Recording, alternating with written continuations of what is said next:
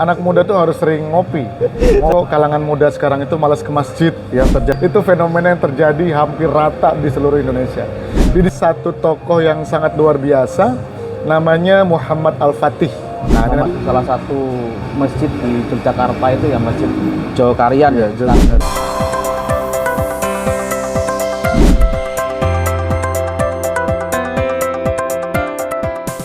Assalamualaikum Mas Hasbi. Waalaikumsalam warahmatullahi wabarakatuh. Mas Wahyu, gimana kabarnya? Sehat ya? Alhamdulillah sehat. Siap. Mas Hasbi gimana, sehat? Alhamdulillah sehat selalu. Sehat ya? Sehat alhamdulillah. Ini kita mau ngapain Mas? Kok tiba-tiba kayak gini? Kita ngobrol santai aja kayak biasanya. Bedanya sekarang kita obrolannya lebih inspiratif supaya nanti siapa tahu bisa membantu kalangan muda sekalian. Oh iya, siap.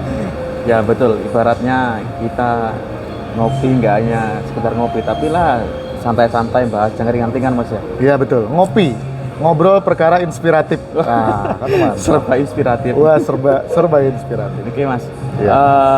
saya mau tanya Mas mengenai fenomena yang sekarang ini terjadi di beberapa masjid di Indonesia, khususnya mungkin ada di Yogyakarta ataupun di beberapa daerah.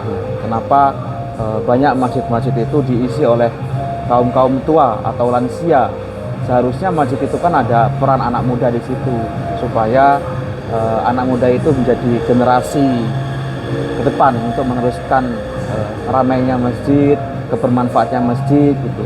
Menurut Mas Hasbi, kenapa dengan fenomena itu Mas? Oh iya, ini izin, saya boleh sambil ngopi dulu ya? Boleh. Ini anak muda tuh harus sering ngopi. Saya juga ngobrol, harus minum. Iya, ngobrol seputar inspiratif. Wah, bismillah. Alhamdulillah. Jadi kalau dari kacamata saya itu, kenapa kok kalangan muda sekarang itu malas ke masjid? Yang terjadi sekarang itu kan masjid hanya diisi oleh orang-orang bergelar S1, S2, S3. S1 sepuh, S2 setengah sepuh, S3 sudah sangat sepuh. Nah kan gitu. Itu fenomena yang terjadi hampir rata di seluruh Indonesia. Di sini ternyata pentingnya adalah peran orang tua dalam mengajak anaknya, terus mengontrol anaknya. Jadi anak itu harus diajak, ayo rajin ke masjid.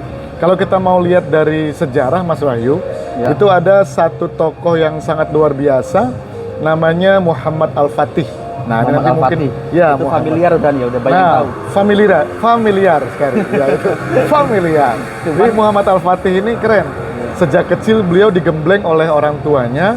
Jadi bukan kita lihat dia kan raja, dia kan anak raja. Di sini bukan melihat siapa bapaknya, siapa dia, melainkan bagaimana pola didik kepada anak, kemudian bagaimana anak tersebut mengembangkan dirinya. Singkat kisah, Muhammad Al-Fatih ini kan sejak kecil itu sudah menjadi hafiz Quran. Ini peran orang tua lagi jadinya.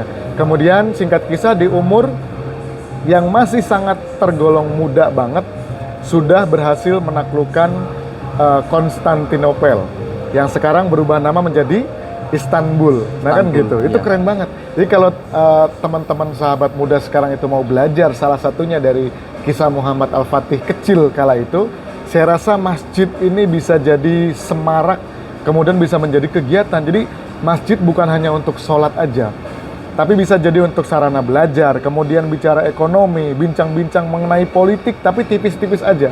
Maaf izin sebesar-besarnya, sekarang ini kan masjid dibatasi.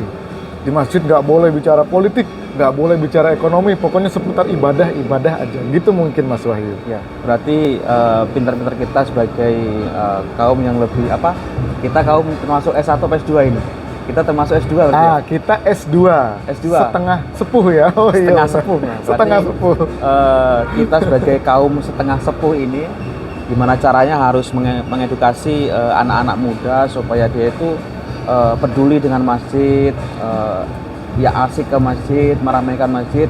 Bahwasanya masjid itu kan nggak hanya untuk kegiatan ibadah ya, tapi ya berdiskusi, belajar, bicara ekonomi, politik dan lain sebagainya.